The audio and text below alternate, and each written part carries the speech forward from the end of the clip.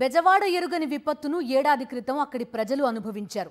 ప్రభుత్వం సృష్టించిన బుడమేరు విపత్తు వల్ల లక్షలాది మంది ప్రజలు వరద బారిన పడ్డారు.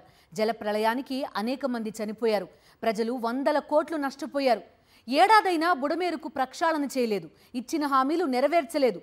బుడమేరు పీడకల అక్కడి ప్రజల్ని ఇప్పటికీ వెంటాడుతూనే ఉంది. మళ్లీ ముంచుతుందేమోనన్న భయంతో అక్కడి ప్రజలు జీవిస్తున్నారు. మరి ప్రభుత్వం ఏం చేస్తోంది? బెజవాడ దుఃఖదాయిని బుడమేరు గత ఏడాది సెప్టెంబర్ 1వ తేదీన మళ్లీ తన విశ్వరూపాన్ని చూపించింది.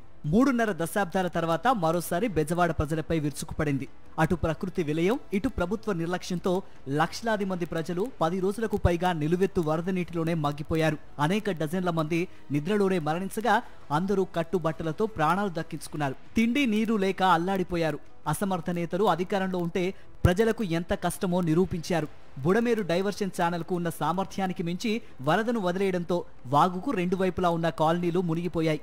వరద ప్రవాహం జనావాసాల్లోంచి ఉధృతంగా కొనసాగడంతో ప్రభుత్వం నుంచి సాయం అందక ఆకలితో వేల మంది అలమటించారు. పదుల సంఖ్యలో వరద నీటికి కొట్టుకుపోయారు. మృతుల సంఖ్యపై ఇప్పటికీ ప్రభుత్వం వద్ద ఖచ్చితమైన లెక్కలు లేవంటే పరిస్థితి ఎలా ఉందో అర్థం చేసుకోవచ్చు.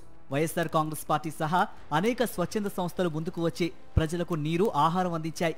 ప్రభుత్వ చర్యలు మాత్రం తూతూ మంత్రంగానే కొనసాగాయి. వరద తర్వాత కూడా బాధితులకు సరిగ్గా సహాయం అందించడంలో చంద్రబాబు ప్రభుత్వం విఫలమైంది.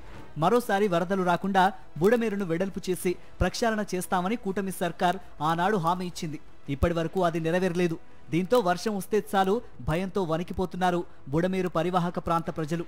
జల ప్రళయానికి ఏడాది పూర్తయిన సందర్భంగా బుడమేరును ప్రక్షాళన చేయాలంటూ ప్రజలు జిల్లా కలెక్టర్కు వినతి పత్రం సమర్పించారు. ప్రభుత్వం చెప్పిన విధంగా 30,000 క్యూసిక్కుల ప్రవాహానికి అనుగుణంగా బుడమేరును ప్రక్షాళన చేయాలని డిమాండ్ చేస్తున్నారు. బుడమేరు అనేటువంటిది మళ్లీ రాకూడదు. ఇది విజయవాడ దుఃఖదాయిని అనేటువంటి పేరు వచ్చింది దీనికి. మళ్లీ వచ్చి ఎంతకాలం నష్టపోతారు? సుమారు 5,000 నుంచి 6,000 కోట్ల రూపాయలు విజయవాడ నష్టపోయింది మన వరదలకి. మళ్లీ ఇలా వస్తే ఎన్నిసార్లు నష్టపోతారు? అందుకని చెప్పని ఖచ్చితంగా విజయవాడకి ఈ బుడమేరు ముంపుకు సంబంధించినటువంటి నివారణ చర్యలు అనేటువంటి చేపట్టాలి అని చెప్పని డిమాండ్ చేస్తున్నాం. వరదలు వచ్చినప్పుడు సరైన సహాయం అందించలేని ప్రభుత్వం కనీసం తర్వాతైనా బుడమేరు ప్రక్షాళనకు పూనుకోలేదని వైఎస్ఆర్సీపీ నేతలు మండిపడుతున్నారు.